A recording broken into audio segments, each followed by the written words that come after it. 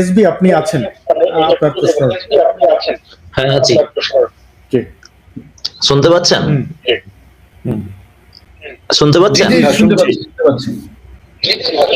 হ্যাঁ, আমি মাসুদ ভাইয়ের কাছে একটা কোশ্চেন করতে চাই, দুটো কোশ্চেন। আমি ইন্ডিয়া থেকে বলছি। একটা। তো আমি নিয়মিত দেখি মাসুদ, মানে আসিফ মহিউদ্দিন থেকে শুরু করে সবারই দেখি, আমাদের হিন্দিতেও দেখি।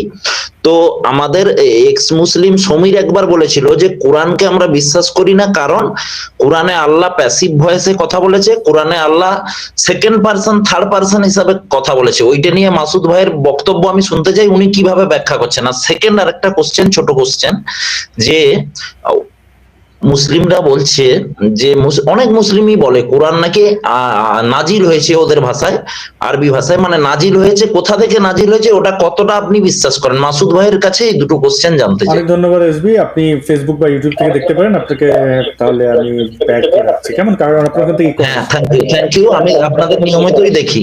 Thank you. মাসুদ ভাই। হ্যাঁ, ওনার প্রথম প্রশ্ন ছিল যে কোরআনে যে আল্লাহ প্যাসিভ ভয়েসে কথা বলেছেন, আল্লাহ বেশিরভাগ ক্ষেত্রে থার্ড পার্সন সিঙ্গুলার নাম্বার, কখনো প্লুরাল নাম্বারও ইউজ করেছেন।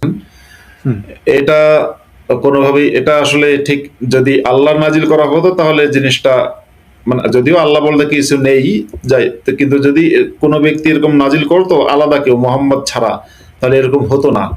কিন্তু এটাই হচ্ছে প্রমাণ করে যে কোরআনটা মোহাম্মদের বানানো, মোহাম্মদের লেখা বা মোহাম্মদের রচিত। কারণ এবং অনেক ক্ষেত্রেই আল্লাহ আপনার আমি বলেছেন, বেশিরভাগ ক্ষেত্রে বলেছেন আমরা, কখনো কখনো বলেছেন তিনি আল্লাহ। তারপরে তিনি তোমাদের, যেমন হুয়াল্লাহুল্লাযী লা ইলাহা ইল্লাহু। এক্ষেত্রে হুজুররা একটা ব্যাখ্যা দেয় যে এগুলো হচ্ছে আল্লাহ শেখানোর জন্য বলেছেন, যে মুসলমানদেরকে তুমি তো শেখানোর জন্য বলেছেন। কিন্তু সে ব্যাখ্যাটাও ঠিকঠাক গ্রহণযোগ্য না, কারণ এগুলো গোজামিল। আর ভাইয়ের যে দ্বিতীয় প্রশ্নটা ছিল সেটা হচ্ছে কোরআন নাজিল হয়েছে কিনা। দেখেন, নাজিল শব্দটার অর্থ হচ্ছে অবতীর্ণ হওয়া। নাজিল হওয়া মানে হচ্ছে নুজুল মানে হচ্ছে অবতীর্ণ হওয়া, আর নাজিল মানে হচ্ছে যে জিনিসটা অবতীর্ণ হয়। তো কোরআন নাজিল হয়েছে কিনা সেটা নিয়ে একটা প্রশ্ন। কোত্থেকে নাজিল হবে ভাই? ওটা নাজিল যদি হয় তাহলে মোহাম্মদের মস্তিষ্ক থেকে নাজিল হয়ে মোহাম্মদের হয়তো ঈমান দণ্ড পর্যন্ত নাজিল হয়েছে। যেভাবে মোহাম্মদ আর কি তার মস্তিষ্ক থেকে নাজিল করেছেন, সুবহানাল্লাযী আসরা বিআবদিহি লাইলাম মিনাল মাসজিদিল হারাম ইলাল মাসজিদিল আকসাল্লাযী বারাকনা হাওলাহু। যে মোহাম্মদের, আল্লাহ নাকি মোহাম্মদকে একই রাতে মক্কা থেকে নিয়ে গেছেন কি বলে মসজিদে আকসায়।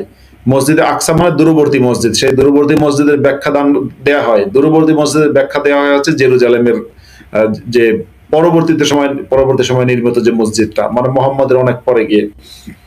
এই দূরবর্তী মসজিদ বলতে মোহাম্মদ কি বুঝে সে নিজে জানে। ওটা নাজিল হয়েছে, নাজিল হওয়ার পর মোহাম্মদ কি উম্মে হানি, তার যে প্রাক্তন প্রেমিকা, উম্মে হানির উপর ঝাঁপিয়ে পড়েছেন। এবার সে ঝাঁপিয়ে পড়ে কি করেছেন? সেখানে নামাজ পড়েছে, তাহাজ্জুদের নামাজ, নাকি মোহাম্মদ জনসেবা করেছে, নাকি যৌন সেবা করেছে, সেটা তো আমি জানি না। এই হচ্ছে নাজিল, মানে উপরে কোনো কেউ আছে, আল্লাহ ভগবান, এরকম কেউ না, মোহাম্মদের মাথা থেকে নাজিল হয়েছে। জি, অনেক ধন্যবাদ মাসুদ ভাই। প্যান্থম প্যাট্রিয়ট আপনাকে যুক্ত করা হয়েছে, সংক্ষেপে যদি আপনার একটা প্রশ্ন।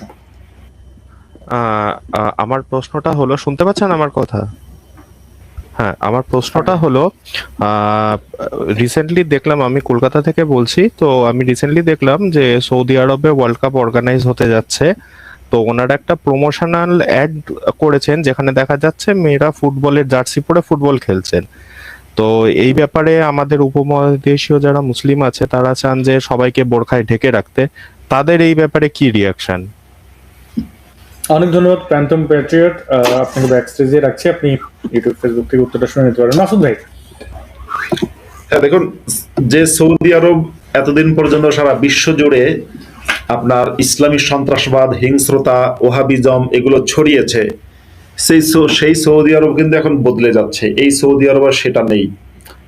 এবার আমাদের দেশের মানুষেরা তাদের আইডেন্টিটি ক্রাইসিসের কারণে হোক, কিংবা পলিটিক্যাল বিভিন্ন টুলসের কারণে হোক, আমাদের দেশের মানুষেরা ইসলামে ক্রমশ ঢুকে যাচ্ছে, এটা ঠিক। বাংলাদেশের মানুষেরা বিশেষ করে তারা বেশি বেশি মুসলমান হতে চাইছে। কিন্তু সৌদি আরব ইসলাম থেকে বেরিয়ে যাচ্ছে, এটা কিন্তু আমি এটা গুড সাইন মনে করি। কারণ সৌদি আরব যদি বেরিয়ে যায়, তাহলে বস যেদিকে আজ হোক কাল হোক শিষ্যরা সেদিকে যাবে। সৌদি আরব যদি ইসলাম ছেড়ে দেয়, এবং খুব দ্রুতই ছেড়ে দেবে, তাহলে বাংলাদেশের মুসলমানরা আর ইসলাম ধরে রাখতে পারবে না। যদিও আমি মনে করি সৌদি আরবের আরো দ্রুত গতিতে ইসলাম ত্যাগ করা উচিত এবং ধর্মনিরপেক্ষ রাষ্ট্র হওয়া উচিত।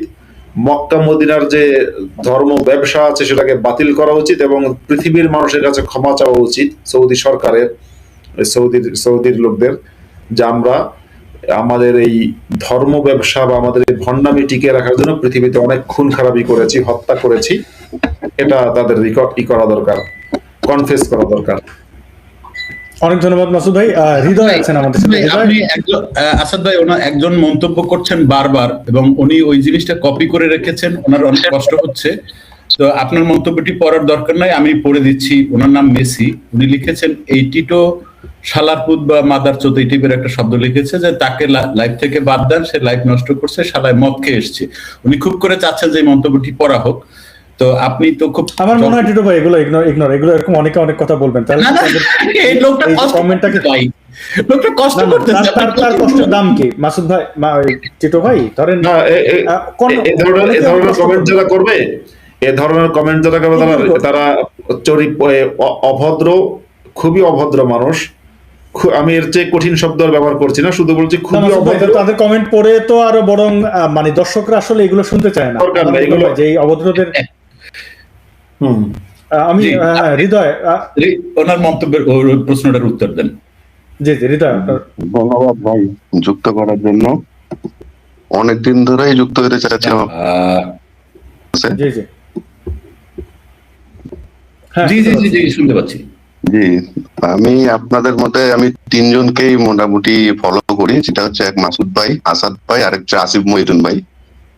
তো আমার দুইটা প্রশ্ন আছে, দুইটা প্রশ্ন আমি একটু সময় লাগতে পারে, তো আশা করবো একটু শুনবেন। তো প্রথমটা হচ্ছে যে আমি হিন্দু ধর্ম ছেলে, তো আপনারা যেহেতু নাস্তিক, তো সবসময় চান যে ধর্ম হোক বা ধর্ম না হোক, মানবতাটাই হচ্ছে মেন, আপনারা এটাকে ফলো করেন, তাই না? তো আমি একটা জিনিস লক্ষ্য করে দেখলাম যে সব ধর্মে কিন্তু মোটামুটি ভালো খারাপ দিক আছে। তো হিন্দু ধর্ম একটা ভালো দিক আছে, খারাপ দিক আছে। তো যদি ভালো দিকগুলাকে বা খারাপ দিকগুলাকে যদি সংস্কার করা হয়, তো সেই জিনিসটা কি ভালো দিকে নেওয়া যায় না? যেমন ইসলাম ধর্মে কিন্তু কোনো প্রকার সংস্কারের জিনিস নাই, এটা আপনারা একটু আগে বললেন। কিন্তু হিন্দু ধর্মে কিন্তু সংস্কার হচ্ছে, সেটা আগেও হয়েছে, এখন পর্যন্ত হচ্ছে। যদিও সেটা অনেকজন মানে নেয় নাই, কিন্তু পরবর্তীতে কিন্তু আস্তে আস্তে মানে নিচ্ছে। আমি ব্যাখ্যা আপনার প্রশ্ন শুনতে চাই, প্রশ্নটা কি, মানে কি প্রশ্ন করতে চান? মানে এই ইসলাম যে কেন সংস্কার হয় না, তাই তো? ইসলাম ধর্মে সংস্কার হয় না, এটা তো মানে নেয় না, কিন্তু হিন্দু ধর্মে যে সংস্কার হচ্ছে, এটাকে আপনারা তো মানেন, তাই না? মানার কি আছে? আমরা কি এখন এটার জন্য হিন্দু ধর্মের যে সংস্কার হচ্ছে এই জন্য কি তাদের আয়োজন করে, মানে না না বরণ করে এটা বলছি না, আমি এটা বলছি না আপনারা কোনো আয়োজন করবেন না, মানে এটাকে আপনারা কি ভালো দিক ভাবে দেখতেছেন না, বা ভালো ভাবে? ডাকাতি, একজন ডাকাতি ছেড়ে মাঝে মাঝে ডাকাতি করে, মাঝে মাঝে সে কর্ম করে খায়, এটা তো ভালো, মানে এপ্রিসিয়েট করি। তো আপনার প্রশ্নটা কি? আমার প্রশ্ন এটা একটা এরকম একটা জানার ছিল যে এটাকে আপনারা ভালোভাবে নেন কিনা। আর দুই নাম্বার ছিল, হ্যাঁ, আমি প্রথম প্রশ্নের উত্তর দিই। আমি এটাকে খুব ভালো মনে করি না। কি কারণে? কারণ হিন্দু ধর্ম সংস্কার হচ্ছে দুই ভাবে। একটা সংস্কার হচ্ছে যে হিন্দু ধর্মে একটু একটু করে গোড়ামি থেকে বেরোচ্ছে, আর একটা কিন্তু গোড়ামে ঢুকছেও। যেমন আজকের ভারতে আপনার RSS, তারপরে আপনার এই বিভিন্ন রকমের হিন্দুত্ববাদী দল, যা তারাও কিন্তু অনেক উগ্রতা ছড়াচ্ছে, মুসলিম বিদ্বেষ ছড়াচ্ছে। ইসলাম বিদ্বেষ তাদের মধ্যে আমি দেখিনি, মুসলিম বিদ্বেষ দেখেছি। অথচ মুসলিম বিদ্বেষটা থাকা উচিত ছিল না, ইসলামের বিরোধিতা করতে অসুবিধা নেই। যাই হোক, এবার এই যে আপনার সংস্কার হতে গিয়ে ভালোর পাশাপাশি মন্দ ঢুকছে। দ্বিতীয়ত যে জিনিসটা, যে বিশ্বাসটাই ননসেন্স, ঈশ্বর, রাধা, কৃষ্ণ, শিব, এই সেই এইরকম ননসেন্স বিশ্বাস কেন করতে হবে ভাই? এটা এই বিশ্বাস কেউ যদি করে আমি বাধা দেব না, এটা তার সাংবিধানিক অধিকার হিসেবে থাকুক। কিন্তু আমি বলছি এটা আমার কাছে কেউ জিজ্ঞাসা করলে আমি এটাকে ভালো কিছু বলবো না, কারণ এই বিশ্বাসগুলো হচ্ছে এমন জিনিস যে সে বিশ্বাস আজকে একটু ভালো, 2 দিন পরে একটু খারাপ হবে। বিশ্বাস একটা ভালো জিনিসে বিশ্বাস করে, আবার একটা খারাপ জিনিসেও বিশ্বাস করে। হিন্দু ধর্মের সংস্কার হচ্ছে এই কথাটা পুরোপুরি ঠিক না, কিছুটা সংস্কার হয়েছে, কিন্তু খুব বেশি সংস্কার হচ্ছে এটাও ঠিক না, এবং পজিটিভ সংস্কার হচ্ছে সেটাও ঠিক না।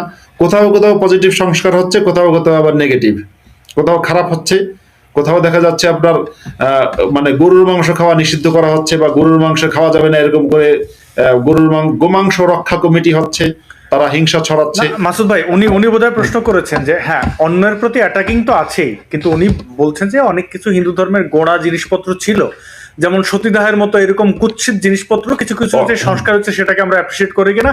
অবশ্যই এটাকে ইতিবাচক ভাবে দেখি, কিন্তু এটা বাহাবা বা বগল বাজানোর মতো আনন্দ কিছু নাই। মানে এটা এমন না যে একদম সব ধরনের বর্বরতা ছেড়ে দিয়ে যখন করবে, তখন তো আর ধর্মই থাকবে না, তখন তো স্বাভাবিক জিনিস। আমাদের গণতন্ত্রে, ভারতে তো ধর্ম দ্বারা দেশ পরিচালিত হয় না, গণতন্ত্র দিয়ে পরিচালিত হয়, সেখানে তো ধর্মের প্রয়োজন নেই। ধর্ম আছে মানে, যদি এখন বলেন যে এটা প্রশ্নটা খুব জটিল, যে একটা নোংরা জিনিসের মধ্যে কতটুকু ভালো, এটা আমাকে খুঁজতে বলেন, তো সেটা আমার আসলে নোংরা একদম ছুড়ে ফেলুন, এটাই হবে আমাদের উত্তর। এবং দ্বিতীয় প্রশ্ন আপনি যদি করেন হৃদয়। জি ভাই, দ্বিতীয় প্রশ্ন আমার বেশি কিছু নাই, এটা আছে আসাদ ভাইয়ের কাছে একটা কথা আমার, মানে এটা আমার আশা আর কি, যে আপনি বাংলাদেশের বিভিন্ন ইস্যু নিয়ে যে ভিডিওগুলো করেন নির্যাতনের ব্যাপার নিয়ে, তো সেই ভিডিওগুলোকে আপনি একটু ইংলিশে করতে পারেন না ভাই? বিশ্ববাসীকে জানাতে পারেন না?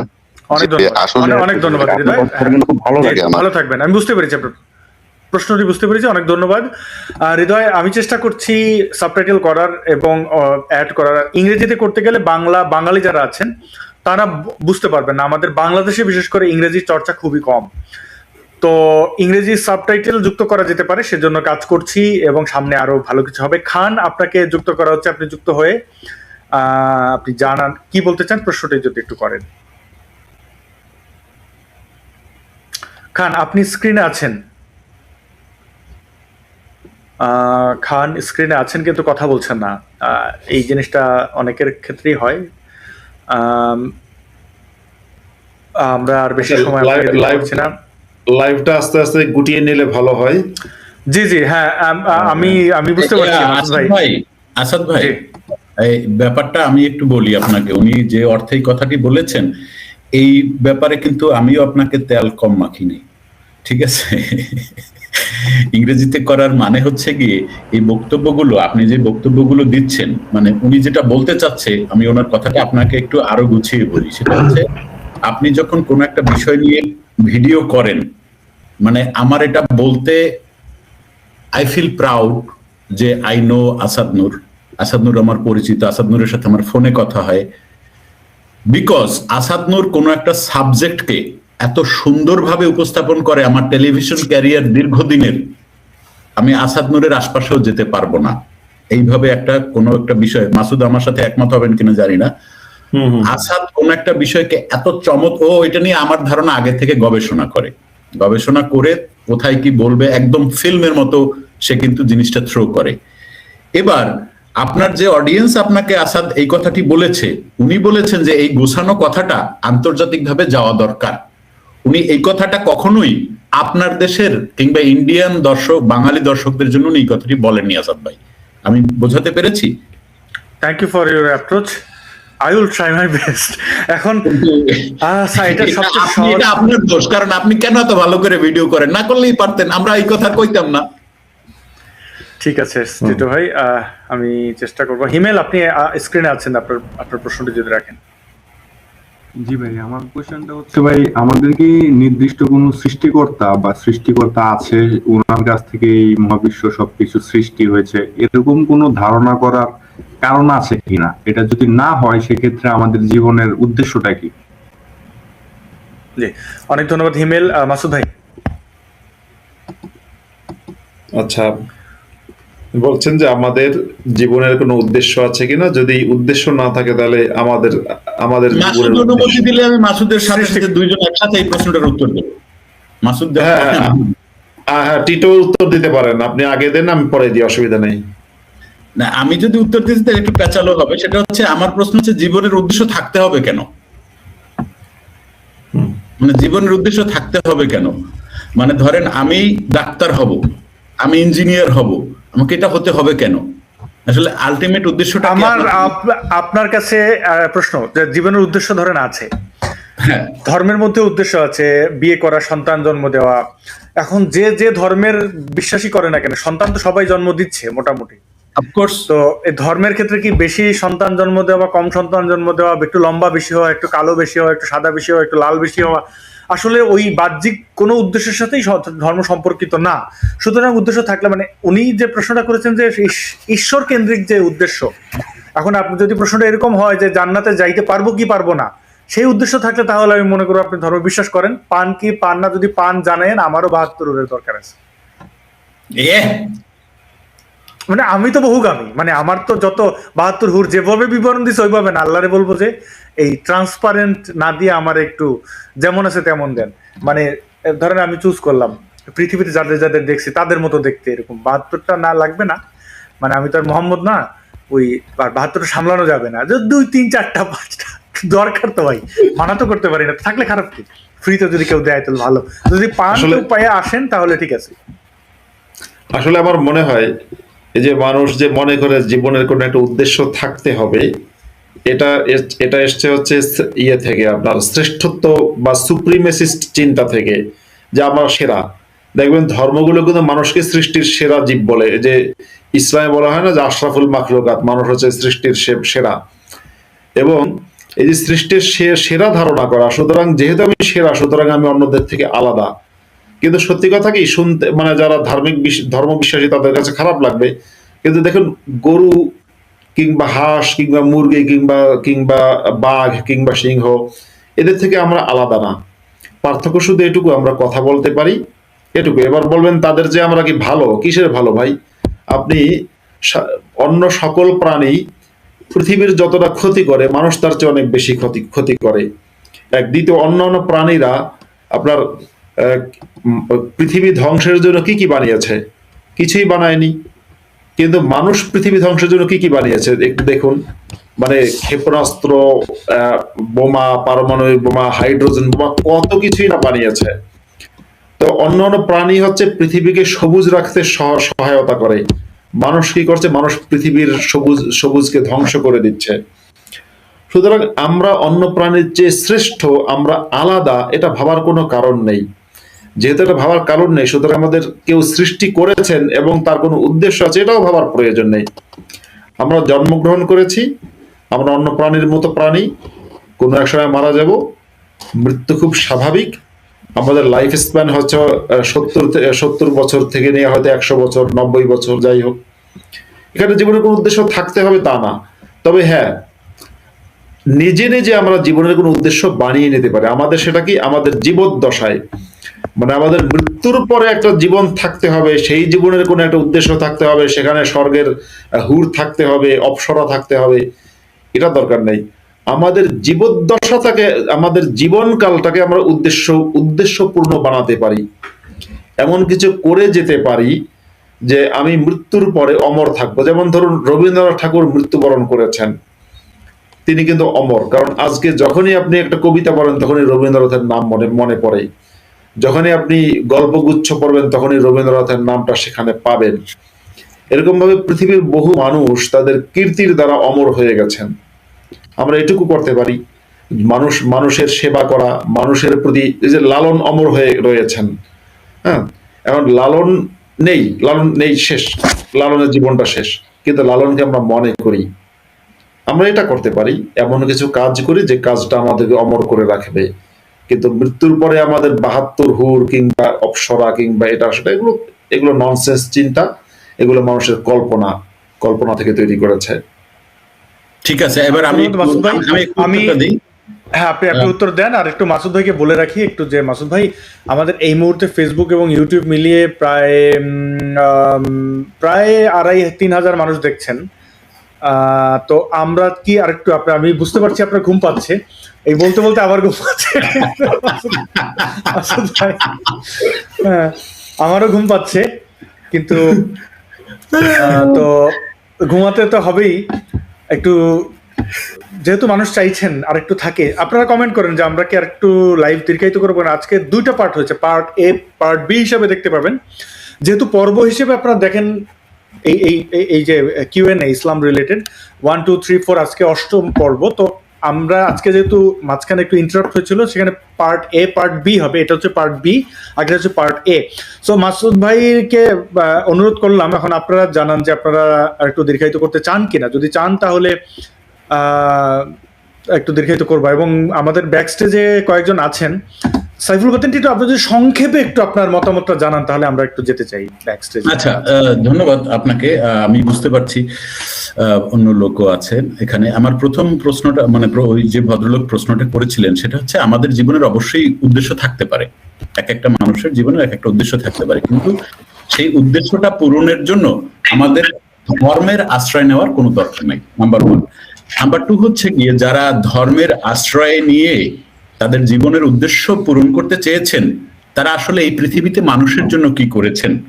এবং যারা নাস্তিক, আজকে আপনি যেখানে মন্তব্য করছেন, যার মাধ্যমে এই ফেসবুক মানে এই লাইভটি দেখছেন, যত প্রযুক্তির মধ্য থেকে আপনি আজকের লাইভটি দেখতে পাচ্ছেন, তার কোনোটির সাথে ধর্মের কোনো সম্পর্ক নেই।